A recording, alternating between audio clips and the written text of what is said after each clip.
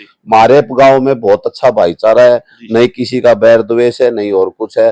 वो एक ही बात बोलते हैं, भाई सुविधा करवाओ, कैसे भी करवाओ। इस दिन मैं सरपंच बना था, उस दिन मेरे पापा ने बोल दिया था कि भैया आज से तू हमारा नहीं रहा, अब तू गांव का हो गया। हमारे गांव में सबसे लंबी समस्या थी जी बुपनिया वाला रोड, जो कि सुर्खियों में था, और 20-30 गांव में ये प्रचार था अब भाई सबसे खराब जो रास्ता है वो बुपनिया वाला है। अब मैंने उसका भी निपटारा किया। व्यस्त जीवन नहीं है जी, ये व्यस्त तो किया गया है जी, ठीक है। गांव की सेवा करने का एक हमें सौभाग्य प्राप्त हुआ है जी, ठीक है। और अब भी ये नहीं करेंगे, गांव ने इतना अच्छा मौका दिया है, आज तक इतनी वोटों से हमारे गांव में कोई उम्मीदवार नहीं जीता है, ठीक है जी।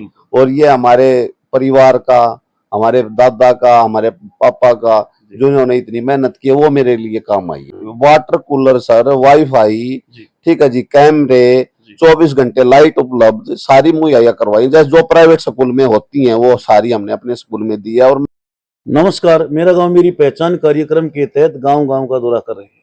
इसी कड़ी में आज हम पहुंचे दुलेड़ा गांव में। जो शख्सियत हमारे सामने बैठे हैं वो किसी परिचय के मोहताज नहीं है।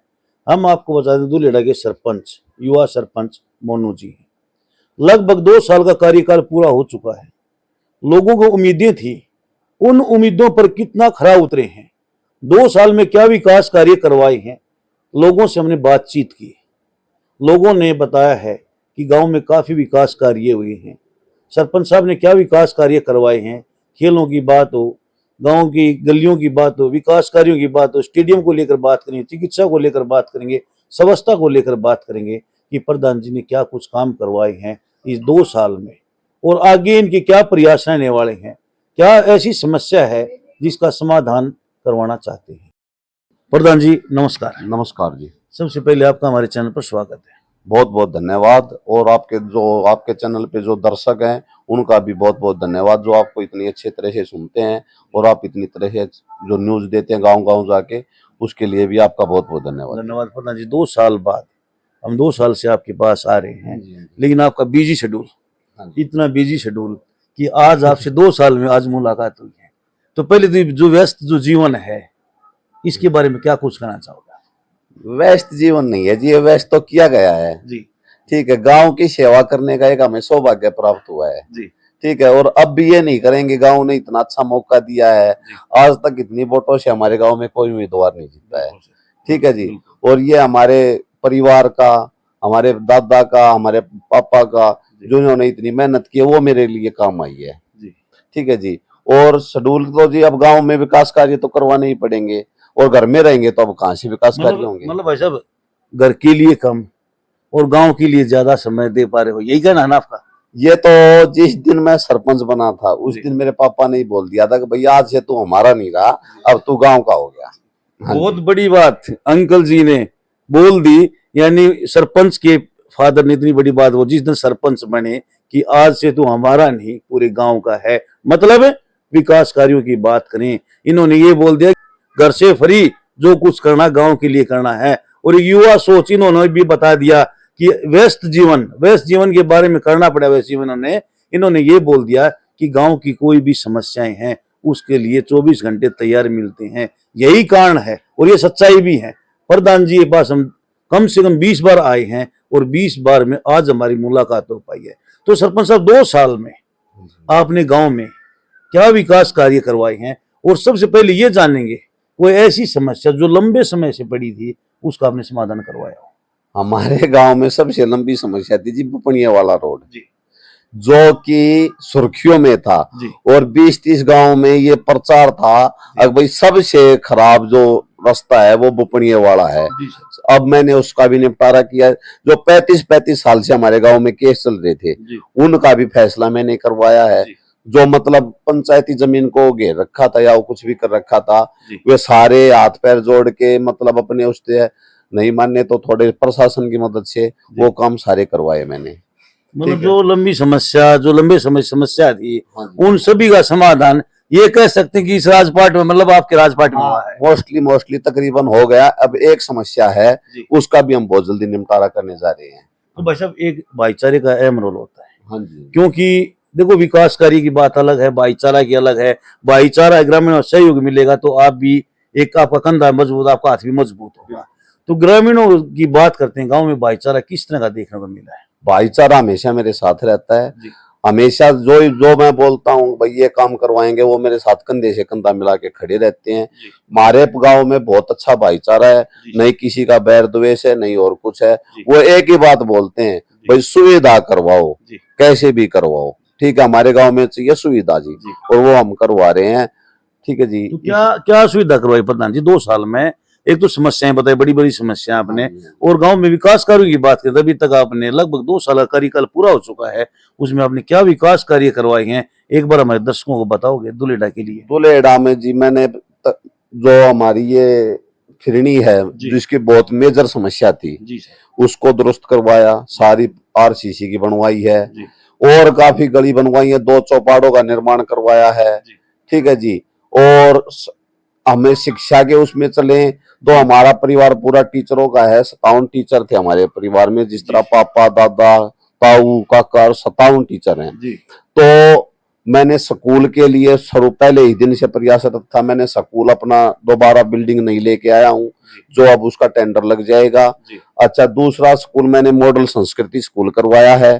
ठीक है, जो जैसे सीबीएसई बोर्ड हो जाएगा, अब उसमें जो प्राइवेट की सुविधा होगी ये है। और जी डिस्पेंसरी पास करवाई है, 1 महीने के अंदर अंदर हमारे गांव में पावर हाउस की नींव रखी जाएगी।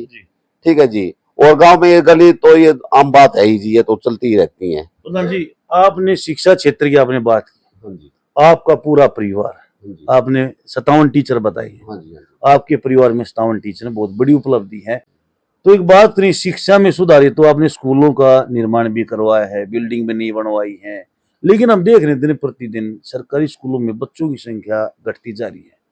सरकारी स्कूल में इतनी सुविधा होने के बावजूद भी बच्चों की संख्या बढ़ी, आपके क्या प्रयास रहने वाले हैं, और अभी तक आपके क्या प्रयास रहे हैं, और क्या बच्चों की संख्या पहले से कुछ बढ़ोतरी हुई है? हाँ जी, मेरे स्कूल में पहले क्या था जी, जैसे प्राइवेट स्कूल में होता है, जैसे अब मैंने अपने तीनों स्कूल में वाटर कूलर, जो ठंडे पानी की सुविधा, उसमें आरओ का वो टॉयलेट सारे दुरुस्त थे। अच्छा जी, सुचारू रूप से हर एक टीचर बढ़िया तरीके से वो करता है, और हम बार बार जाके स्कूल में जो भी वो होती है हम उसके जाके तुरंत प्रभाव से जाके उसका निपटारा करते हैं, जो समस्या होती है। ठीक है जी। वो नहीं है जी आऊंगा कल आऊंगा परसों आऊंगा, वो नहीं है। स्कूल पहले है, एक 10 मिनट मैडम का फोन आ जाए, प्रिंसिपल का फोन आ जाए, या किसी मैडम मास्टर टीचर का फोन आ जाए, तो मैं तुरंत प्रभाव से जाके उस समस्या को निपटाता हूँ जी। बहुत बड़ी बात बोल दी सरपंच साहब ने। इन्होंने ये बोल दिया कि यदि सरकारी स्कूल में प्राइवेट स्कूलों की तर्ज पर सुविधाएं उपलब्ध करवाई हैं। इन्होंने यहाँ तक बोल दिया कि स्कूल की बात करें कि प्रत्येक स्कूल में वाटर कूलर की सुविधा शायद प्राइवेट स्कूल में भी ना हो। क्या करते हैं? वाटर कूलर सर, वाईफाई, ठीक है जी, कैमरे, 24 घंटे लाइट उपलब्ध, सारी मुहैया करवाई जैसे जो प्राइवेट स्कूल में होती हैं, वो सारी हमने अपने स्कूल में दी है। और मैंने तो ये भी बोला है, जैसे गोड़ा खेड़का छुडानी खरमान जो बच्चा हमारे स्कूल में पढ़ेगा उसके लिए मैं फ्री में वैन लगाऊं या कोई बस लगाऊं, जो बच्चा आना चाहेगा उनके लिए फ्री और ट्रांसपोर्ट दिया जाएगा। मतलब प्राइवेट स्कूल वाले डोर टू डोर घूम रहे हैं। और एक ट्रांसपोर्ट की बात करें, 10 किलोमीटर का, 5 किलोमीटर तो बहुत दूर की बात है, 2-3 किलोमीटर यदि स्कूल में प्राइवेट स्कूल में आना जाना होता है तो उसके चार्जेस की बात करते हैं, 400 से 500 रुपए वसूल करते हैं। सरपंच साहब ने आसपास के गांव से अपील की है, लोगों से अपील की है, हमारा अच्छा स्कूल है, और लोगों को अगर देखना भी चाहिए कि सरपंच साहब की बात में कितनी सच्चाई है। यहां पर आकर देखो, वाईफाई की बात की है, वाटर कूलर की बात की है, और यहां तक बोला है कि बच्चों को कोई दिक्कत का सामना करना पड़ता है तो तुरंत अपना काम छोड़कर उस समस्या के समाधान के लिए स्कूल में पहुंचता हूं। इन्होंने ये बोल दिया, आसपास के गांव से कोई भी बच्चा यदि यहां पर पढ़ने के लिए आता है तो ट्रांसपोर्ट व्यवस्था भले ही सरपंच साहब को अपने पैसे से, निजी पैसे से करनी पड़े, अपनी जेब से करनी पड़े, इतनी बड़ी सुविधा इन्होंने बोल दी। सर एक बात करें, आज के जो युवा है नशे की तरफ अग्रसर होते जा रहे हैं, और आप भी एक युवा हो, तो नशे से छुटकारा मिले युवाओं को, अभी तक आपके क्या प्रयास रहे हैं और भविष्य में क्या प्रयास रहने वाले हैं? देखो, हमारे गांव में बिल्कुल गांव से लगा हुआ स्टेडियम है। जी सर।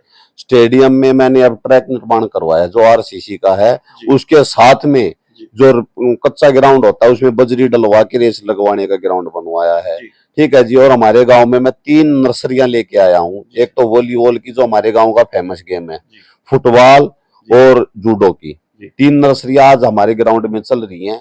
और अब जाके देखो कम से कम नहीं था 200 बच्चे अब खेलते मिलेंगे। लड़कियां पहले इस तरह नहीं था जी। नहीं जी, जी। नर्सरी नहीं थी। जी। वैसे वोली हमारे गांव में खेलते थे। जो एक मेरा बड़ा भाई है जो डीपी लगा हुआ है वो ही खिलाता था। अब नर्सरी के कोच भी आ गए तीनों, और तीनों नर्सरियां सुचारू रूप से चल रही है हमारे ग्राउंड में। एक साफ सफाई का भी हमने देखा सर, गलियों में हम भी घूमे हैं, लोगों ने भी हमें बताया है कि साफ सफाई की तरफ का विशेष ध्यान रहता है।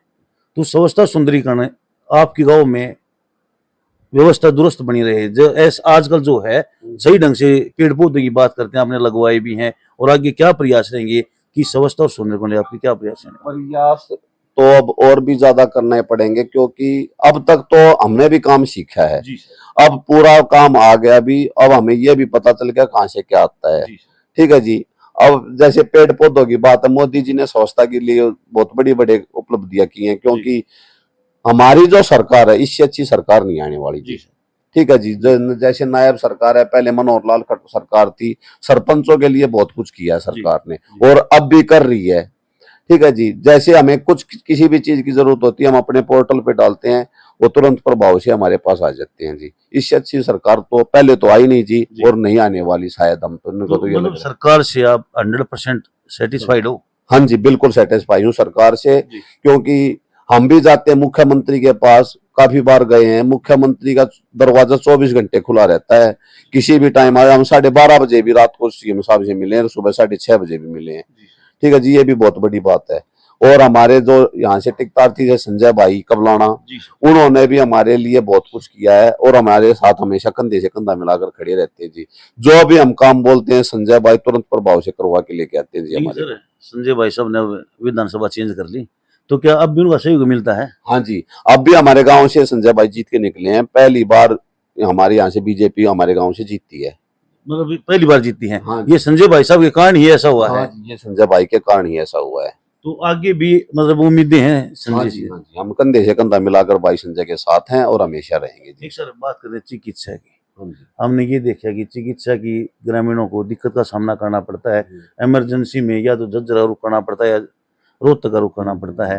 तो आपके गांव में चिकित्सा व्यवस्था कैसी है, और उसमें सुधार हेतु आपके क्या प्रयास रहने वाले हैं? सुधार हेतु सर हमारे गांव में डिस्पेंसरी है। डिस्पेंसरी में 4 बजे तक डॉक्टर बैठते हैं।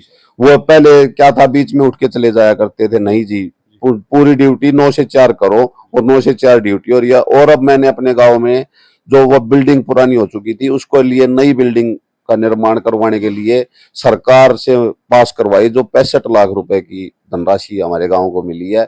उसके लिए अब हम चिकित्सा के लिए नई बिल्डिंग बनवाएंगे।